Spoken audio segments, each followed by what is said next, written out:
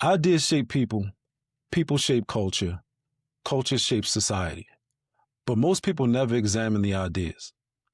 iNTv is a conversation about the assumptions beneath modern life, where psychology, philosophy, culture, politics, and relationships meet.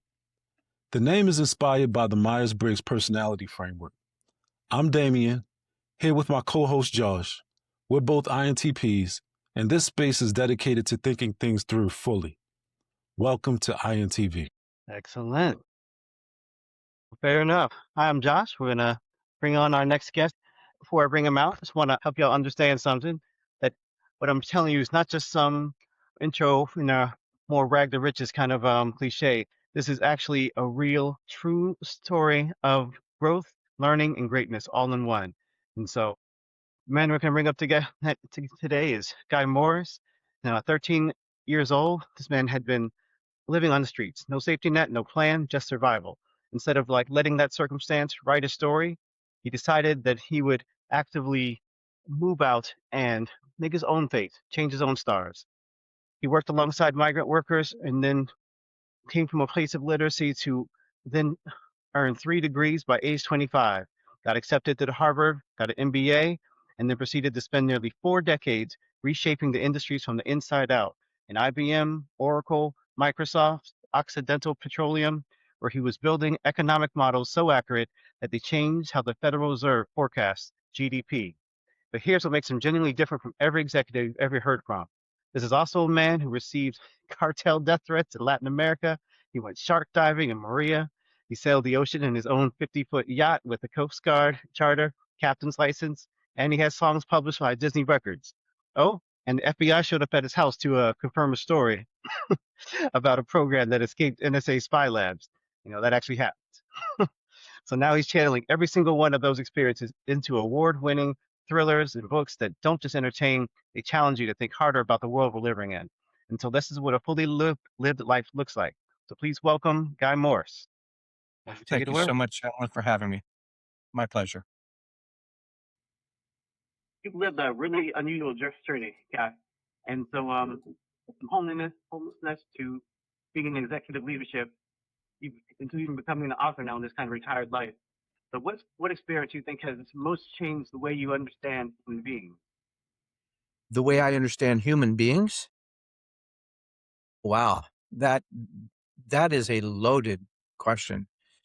Um, Going through 12-step programs as an addict, going through realizing that these were normal, that many of these were competent, intelligent people that were hurt, and that those hurts were creating self-destructive behaviors, and I was one of them. I didn't understand that I had until my late 50s when I got diagnosed with complex PTSD from the years that sent me into homelessness. And so I think that was the first time I started really getting in touch with the fact that intellectual capabilities are completely different from emotional health.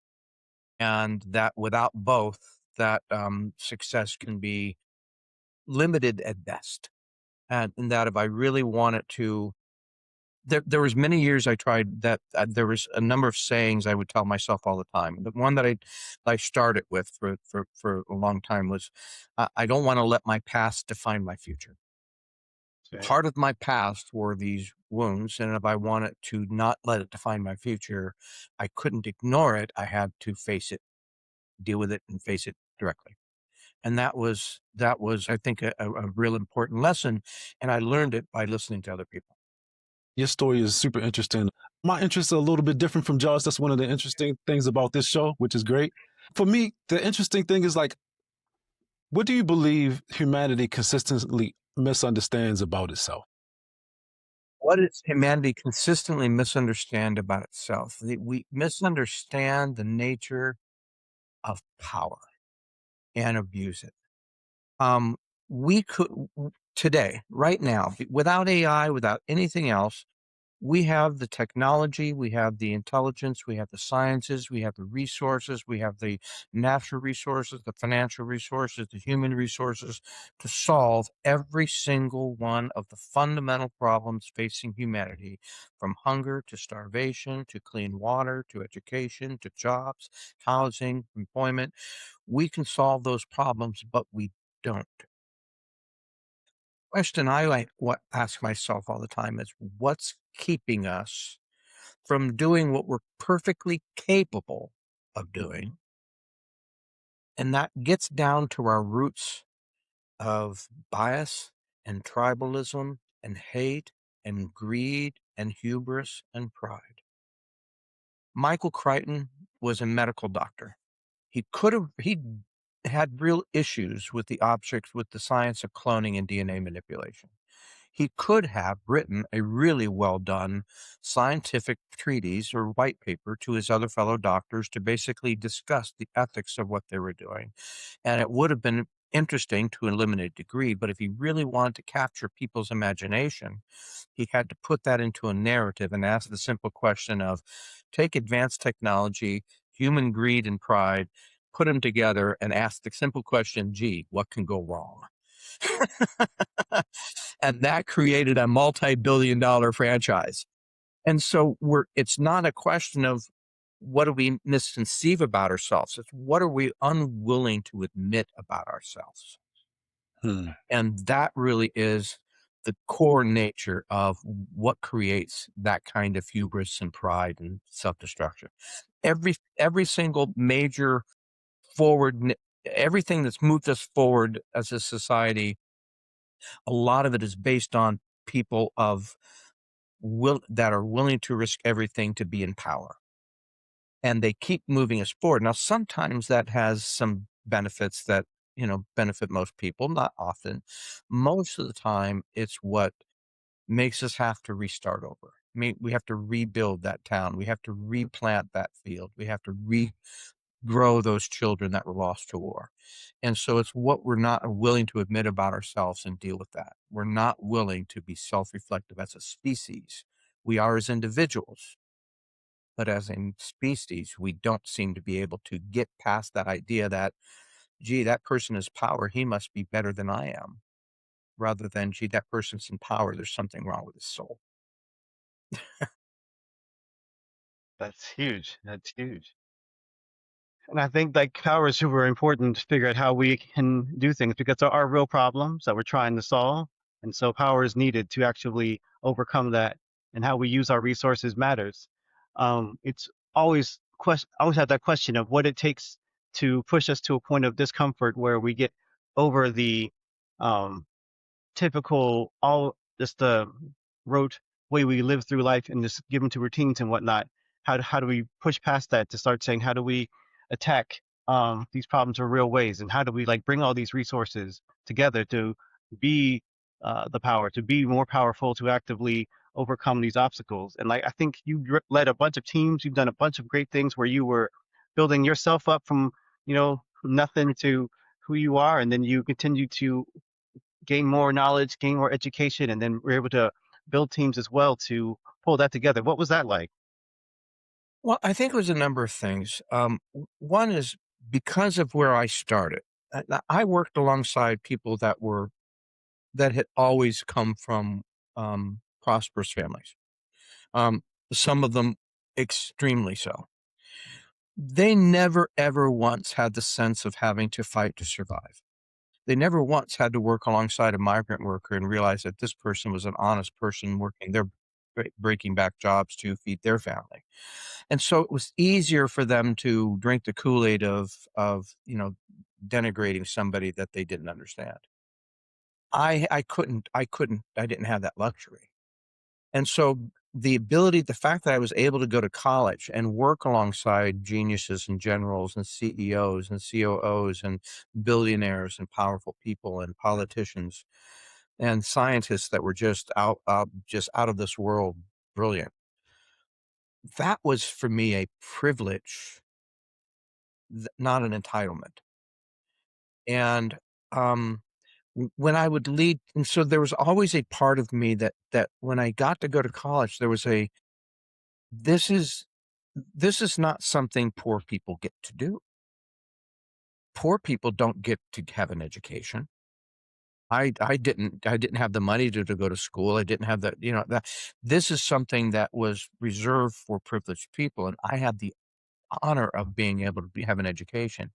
And so for me, there was always a heavy weight of responsibility of, I'm called to do something with this, not be self-indulgent.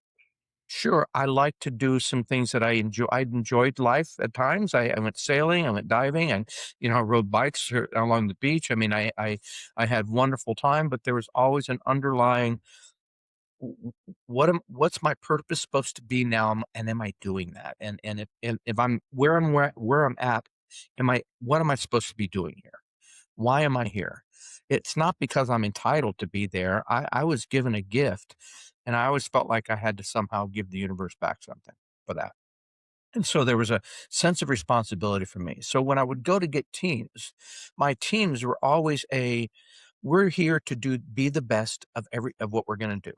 We're not here to just do a job. We're here to push the envelope. We're here to drive new standards, to drive new heights. If you want to be part of my team, it's going to mean working to be exceptional, because mediocre isn't going to cut it. We're here to drive that edge of the envelope forward, and that's our job. And if you're not ready for that job, I'm more than happy to help you find a job that you'll be comfortable with, but my team is here to drive forward. And we were always doing that. We were always, to the extent that more than once during my job, and when somebody would say, well, we need somebody to go do that, but 3 people had failed before, and I'd say, I'll try. And they would like, guy, we like you. You realize if you fail at this, I might have to fire you. Like, this would be the end of your career. It's like, um, oh, well, and there was a part of me that said, I survived being hungry on the streets. I'll survive this. And if I didn't know if I could, but I didn't know that I couldn't.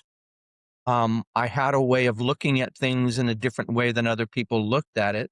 They would oftentimes look at the problem, and I would say, what's causing the problem? What's the roadblock? Let's get rid of the roadblock. Where is it not working? And rather than fixing this over here, go figure out where this problem is way over there, and figure out how to fix that flow. And I had more of a system, because I did systems modeling. I had more of a, how do things connect to each other? It's not just a group. This group has to interact with customers and suppliers and other departments. That's where we get strong or weak. And so I would have a way of coming in and saying, excellence is never by accident. It's always planned. So let's plan it. What does it look like to us? Let's go after that. And I always called my success that people that worked for me would get promoted. And my success was the success of making other people successful and getting them to take that bug and go elsewhere. I had the opportunity to lead bigger teams and bigger departments. I was always more comfortable doing my own thing and going and fixing a problem that was a problem for the company that others would fail at, and then finding another place to fix. I didn't want to build a domain. I didn't want to build a kingdom. I wanted to do what I was really good at, which was innovating and finding problems, finding the right team, building my own team, hiring people from scratch. Half of my career was, okay, write your own job description, and then figure out who you need to hire, and then write their job description and go get them. And then you got, here's your goals, and these are incredibly, high, stupid goals. And if you can't make them, it was always that, you told us you could go fix this, go fix it. And so it was that sense of being a kid. Now, when you're 13 years old on the streets, you learn no one's going to come to rescue you. No one's going to make it better. No one's going to introduce you. No one's going to cover for you. No one's going to protect you. No one's going to help you figure it out. You have to think on your feet. You have to take responsibility for your own success and your own failure. And when you fail, figure out why you failed and learn how not to do that again. And there was that same sense of accountability. for results that I carried through into every single role. And anybody who worked with me, you weren't just here to fill a job. We were here to make a difference, and we're not going to stop until. I love that. Yeah, I Yeah. love that. That was great. I mean, that's like a clear mission, a clear point, and like clear values of saying, like, we are here to be self-responsible. We're here to actively go out here and be self-reliant. We're going to make this happen, and we're going to just be industrious in a productive way, and keeping everybody focused on excellence and having that kind of portion where you keep pushing each other to accomplish what you need to as a group, where everybody can help make up for each other's weakness, but also keep striving toward the same direction. I think is key Yeah. to help. Well, and I always made sure I set metrics that success as the group, right, came first. And so that was because I didn't want John competing with, Dave. And I wanted them working together to draw the success of what we were supposed to do together. And that's how we developed our metrics, is basically as a group. And and there were many times I said that if things go wrong, I'm the first one to be shot, right? I'm not throwing anybody under the bus, right? You guys are doing it because I'm showing, I'm directing, which means I'm taking responsibility. Now, if you do something really stupid, you're going to hear it from me first, and you're going to hear it loud. There you go. but Ability. but That's also support. ultimately, I'm responsible, and if the crap comes down the fan, it's going to hit me first, and there might be some oversplash, but it's going to hit me first, and that's by design. Nice. You've worked with with transformative technologies long before AI became the mainstream. So, what have you learned about the relationship between human judgment and technological systems? People hate change. Universal. People hate change. You can come in with the most incredibly positive thing for them ever, but they're going to resist you until you can show them the benefits to them and show them that it's easy for them to, you got it. There's always going to be people making change. And one of the things I learned about technology is technology doesn't just suddenly just make things better. It changes how we do work. It changes how we interact with people. It changes what we value in our jobs, and sometimes takes away the things that we think we're good at and makes it's simple enough that anybody can do it. And then that challenges people, that scares people. Technology innovation is always about change management for the operation and the organization, right? It's the culture. It's all about changing culture to adopt it and making sure that it fits within the culture without challenging the culture too much. So there's always a balance between making the technology fit and then getting the culture to adapt. And I've learned more than anything is that people need to feel valued, and that value creates security. You start threatening that security with new technology, and it doesn't matter how smart you are, how good the technology is, you a problem for them. And Class level. part of every single job is winning those people over. To me, that plays into fear. That change is just a fear. People hate it, but they also fear it, right? And I think that speaks to some of the tribalism pieces that you spoke about. That kind of also leads me into the next question, as far as like, because you write about these ideas. You don't just you did them in business, but you also write about them in fiction work. And so I'm trying to deal with sort of not only just the technology change of AI, but the AI series of my books has always three big themes.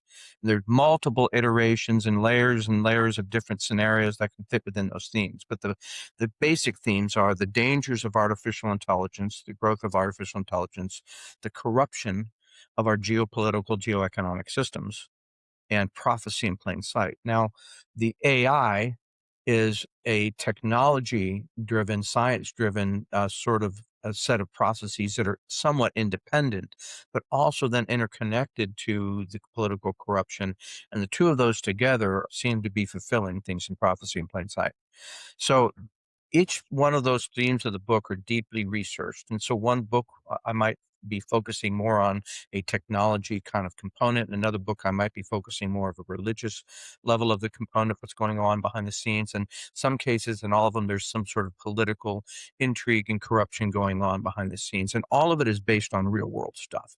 So I have to be careful not to step on any real world toes. So there's certain names that I have to change, but most institutions, most agencies, most events, most treaties, most technologies, most things are all factually based. The only person whose name I don't change on a regular basis is Putin. I figured he's got more things to do than sue me. Let him come to America and do his deposition, and then we'll see. Okay. I'm dealing with real people, and so sometimes that actually offends some people because I'm basically dealing with real issues of what's going on, and I'm trying to kind of contrast and converge these things together because that's our real world. And but like a James Bond, when I was growing up, and you guys are way too young to remember this, but I grew up in the heart of the Cold War when we were actively doing nuclear drills every week at school. Now, even as a 6-year-old, I'm thinking this is kind of a joke. I don't think my desk is going to do, but we're all down here, so we go together. I was always that pragmatist kid. Boy, teachers hated that. But we would go to a James Bond movie on the weekend, and it was still, the Cold War was still going on. And the Cold War, James Bond never ended the Cold War, but he would solve the crisis of the day, and he would do it with a little bit of humor and excitement and some cool gadgets. And it would just give us that release valve that we needed to deal with the real stresses of the real world. And to some extent, that's what I'm trying to do intentionally with my narratives. Similar to Michael Crichton, who talked about cloning by writing a narrative about Jurassic Park, I'm writing books about artificial intelligence, political corruption, and false religions in my series, and it's all based on real stuff. Now, what I think a lot of people find interesting is that the inspiration that started that series and the AI, there's multiple AIs that I talk about, but the one that's featured like a character throughout the whole series is based on a real spy program that escaped the Lawrence Livermore Laboratories at Sandia. Program wasn't lost, wasn't stolen, it didn't break. The program left the lab on its own, erased the trails behind it. The NSA didn't know how to find it. And I know it's true because I'm the nerd who figured out how it did all of that and why they designed it that way. They were cool enough to send 2 FBI agents to my door. They were freaked out. I had the best night ever. At first, they first showed up, I thought it was a joke. I thought a friend of mine who was a film producer had sent a couple guys in black suits to harass me. I closed the door on the FBI. They had to knock twice. They showed me their badge and practically shoved it in my face. And I said, oh, and it says, I know why you're here. This is so cool. You wouldn't be here if I was wrong. I did it. I figured it out. I was over the top obnoxious, way out of control. They had to give me the "we are not amused" speech. I just said, well, what are you going to do about it? Shrug. And then my wife came home and gave me the honey, why are there 2 FBI agents in my dining room? This better be a damn good story. It was for me the best night ever. But it opened my eyes, and it connected me to something I didn't want to be connected with, which is what are the governments doing with all this technology that they're not telling us about? How are they using this to spy and to undermine and sabotage and create weapons? And with AI, lethal weapons of mass destruction and lethal autonomous weapons and things that are really scary. And so it started getting me in touch with, I had been so focused on building technologies and implementing and using technologies to make the businesses run better. It got me in touch with, wait a minute, there's all of this other field over here. I sort of started saying, okay, what if I'm the James Bond Q for tech? I'm not going to do guns and gadgets and things that blow up, but I could be what would I do with this program if I were a James Bond Q and I wanted my perfect spy program for the Queen? And that became the emphasis. That became what the FBI kind of reacted to. So that became sort of the baseline for the whole series. So we deal with what happened after that program left, and we keep it light, right? We don't want to get dystopic, so it has the humor of a self-defacing humor of an Indiana Jones, but it has the high-tech wow of a James Bond and the velocity of a Mission Impossible and the religious mysteries of a Da Vinci Code, because it's designed to be entertaining, so entertaining you can't put it down, but so thought-provoking about the real issues I'm raising up that you'll linger on it for weeks after the last page. And see, to me, that's super interesting in the sense that to talk about those topics, you have to have some grasp or understanding of some consistent themes throughout history, right? My question is, what patterns do you see repeating themselves throughout history that concern you the most?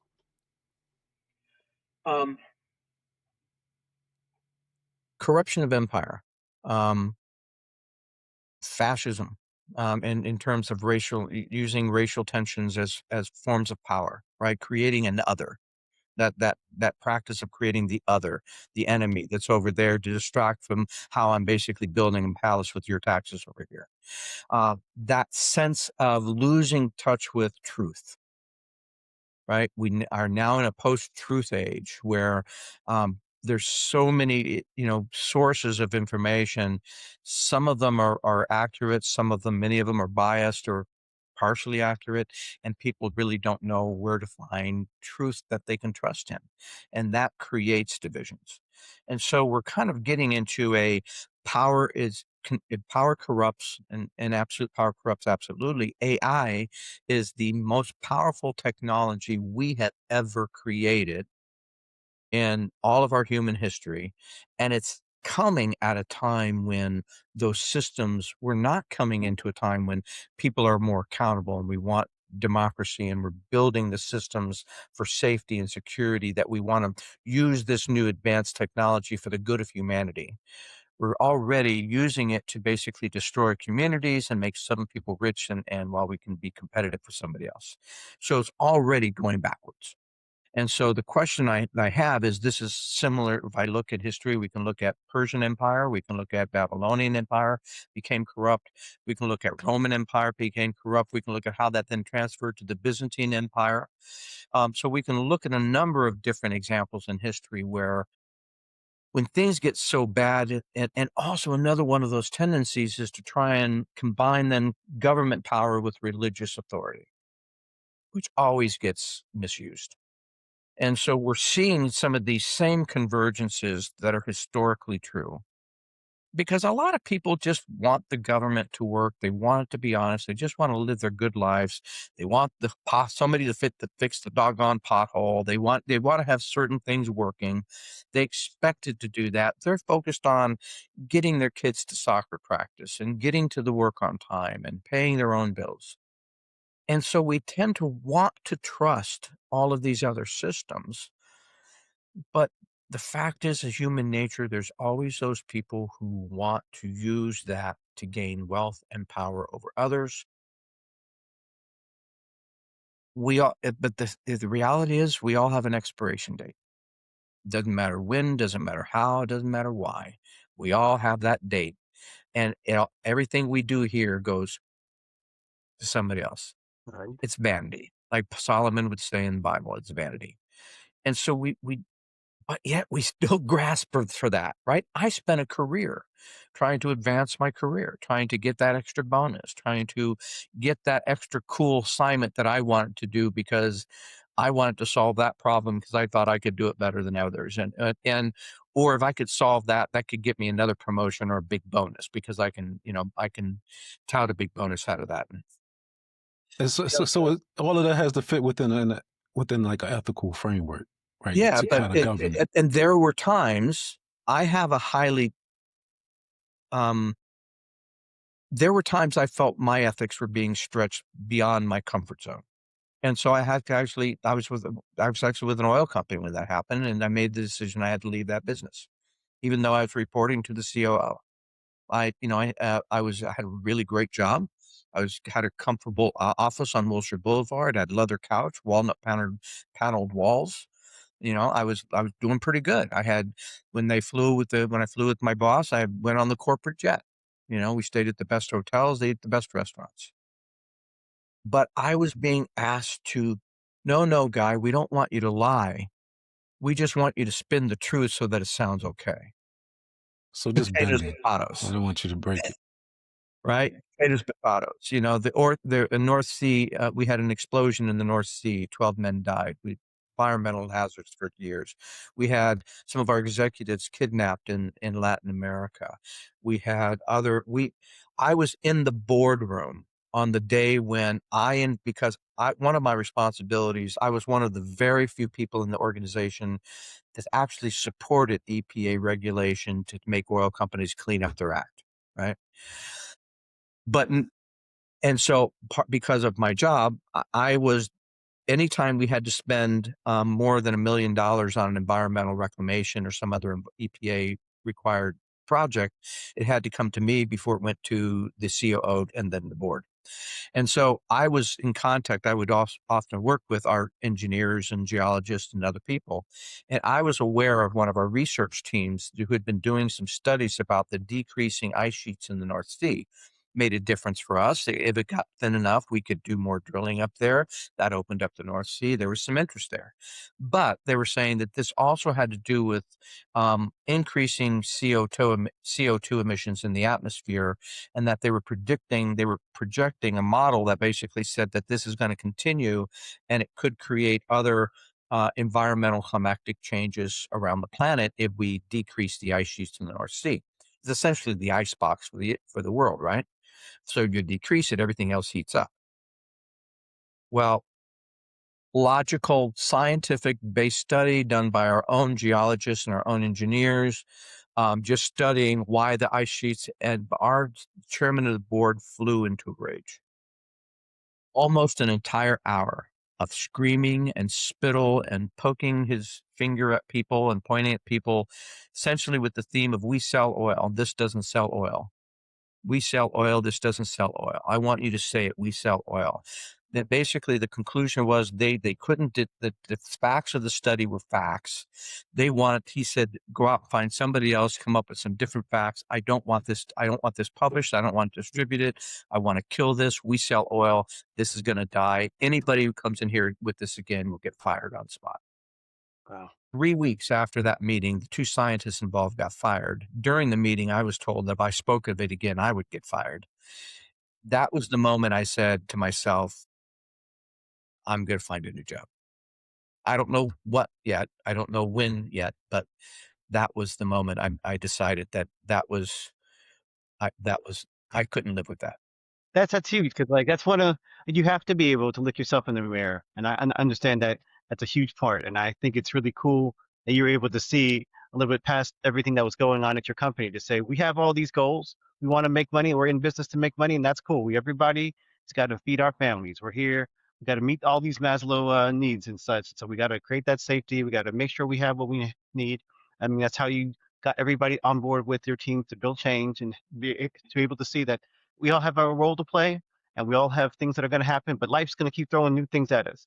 And like in your situation where you're talking about where this oil company, they're focusing on these short-term gains. They want to just make this money. They want to just go ahead and do what they need to do. And if the environment gets wiped away, they're like, well, that's somebody else's problem. It's like, but it's not. Your kids will need to live. You're going to notice issues. I was absolutely sitting there thinking, this is about my children, my grandchildren, right? This is not about whether you're going to make your bonus next quarter, right? This is more than that. And I believed in the philosophy and the direction of creating environmental accountability, because it pushed the cost of that onto local communities, and the oil company wasn't paying the cost. That they were getting a freebie, and that wasn't right either.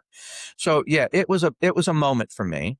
And it was about a year and a half, a couple of years later when the opportunity came to leave. But that was the moment.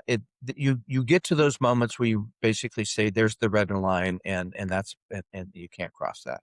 And I went to the tech industry thinking, okay, well, at the time, this was in the 90s, that the tech industry was changing the world. It was making companies more productive.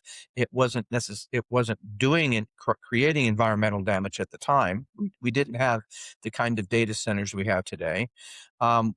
Everything was still in cardboard or paper wrapping, so we didn't have the plastic pollution that was created a decade later by Microsoft and others.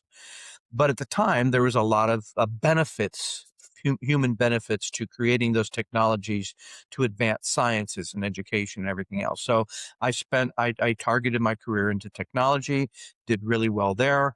And but there were things that were changing at Microsoft when I left too, that I felt that, okay, this is another kind of a moral red line for me, and I need to decide what else I was going to do. And after I left my full-time job, I did some consulting with it for a little while, but I spent some time building a nonprofit for children with cancer in the Philippines, and then handing it back to the founder with a 501(c) status and money in the bank and some other things. And then I was kind of burned out. I'd been working 80-hour plus weeks, 7 days a week for decades. And I realized that I didn't believe in the direction of the tech industry because I saw the AI monster coming and I saw the licensing model coming, which I was really strongly against.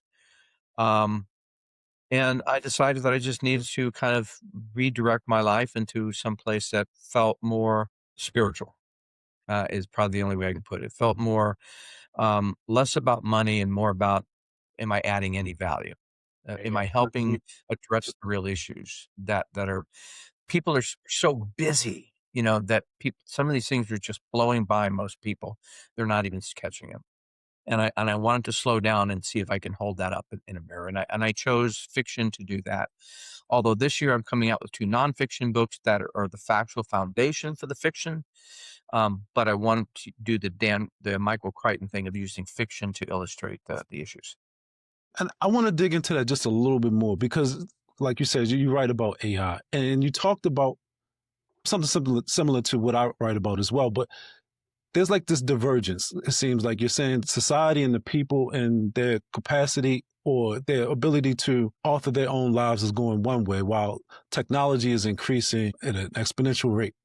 And so, and we talked about like the underlying factors that might contribute to that. But my question would be, do you think AI is creating a new problem or do you think it's just amplifying an existing one? Great question. A little bit of both. Up until now, all of our technologies have had both good and nefarious uses. AI is not going to be different. AI is neither evil nor benign, but it reflects who we are, and we're both. So it will basically amplify both of those tendencies. The question isn't whether AI is evil. The question is, how is it going to be used by whom? Now, right now, we're seeing potential for environmental disasters on local community levels, unless they can come up with technologies like China's is experimenting building data centers in shallow ocean to use cool water to keep them cool instead of using drinking water. So if we could solve some of those problems, that could go away. But we're also seeing the governments starting to experiment with AI and lethal autonomous weapon systems, mass surveillance, control of citizens. We're seeing major banks and investors who have invested over $1 trillion so far. So it could be either a major bubble or they're going to want to see profit from it. And part of that profit is in displacing and reducing workers. So it could displace people. And we're dealing with a technology that for the first time in human evolution, within, I'm going to say on the outside by 2030, will be smarter than any human on the planet. And that's a paradigm change. We've never dealt with anything that was not less intelligent than we were, that had fewer communication skills, fewer math skills, that was less connected. We're now dealing with artificial intelligence that is hyper connected into a hyper connected infrastructure that has the ability to teach itself, to have self-recursive improvements, to have emergent properties, learn things that we never thought it needed to learn, but it decided it needed to learn. Things like how to read minds through MRI statuses, things like research level chemistry, research level biology, new languages. There's so many things that this is a unique technology that's different than anything we've ever done. Nuclear bombs are really bad things, but it requires a human pushing a button to get one to go off. With AI, we may lose that control. And therein, that a sense of autonomy and conscious intelligence, we're creating the potential for our own demise. Now, I'm not the only one who thinks this. In 2003, and there was a letter written by a MIT professor named Max Tegmark. And the letter basically said, hey, AI has some really positive, amazing, wonderful things it could do for humanity.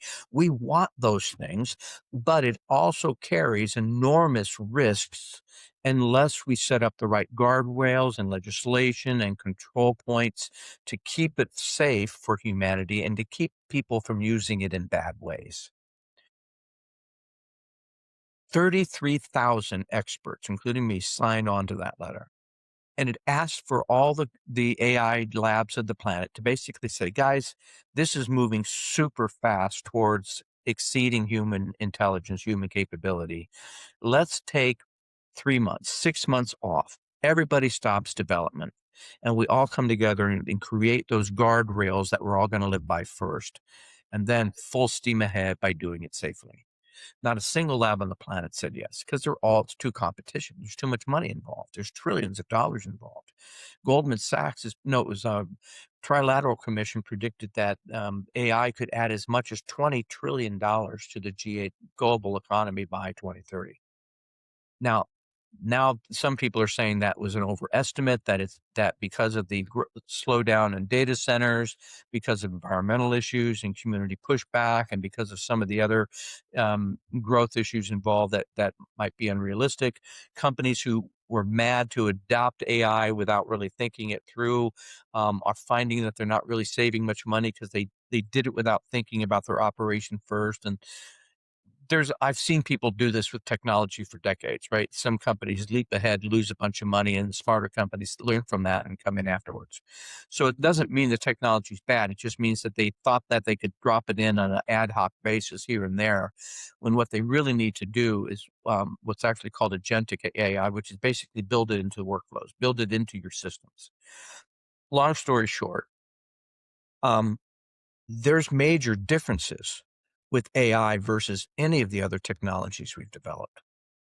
And until we can address those differences to make it safe, that letter from Max Tegmark, and the part that I agree with and the part that I was writing about 2 years before he even released the letter, was that if we're not careful, it could be existential. Okay. Yeah. And the existential is not necessarily just with the technology. The existential is what happens when we get a corrupt sociopathic billionaire. How about a dictator? How about a communist nation? How about a drug lord, a crime lord, a warlord, a criminal mob enterprise that figures out how to lock into an AI by extorting somebody or something? And even our own governments are working on lethal weapons and mass surveillance and things that are harmful to humans. So we're not at a safe place yet. It could be a safe place. We have the capacity to get together and make reasonable decisions. But so the question becomes why? And that gets back to that old human tendency towards greed, power, and hubris. You can't really protect against those. Like you said, you can't really protect against those things, especially when you're intertwined in big business and government. That's why, as individuals, part of my book, The AI Tsunami, is to say, given what's going on, you need to be aware of these other things, but you also need to be aware of the benefits so you have choices to make. None of us are not without choices. You have choices. What are the 3 or 4 options you have to respond to this AI tsunami in your own career? And if you're a small businesses, what are your options to respond to this in a positive way?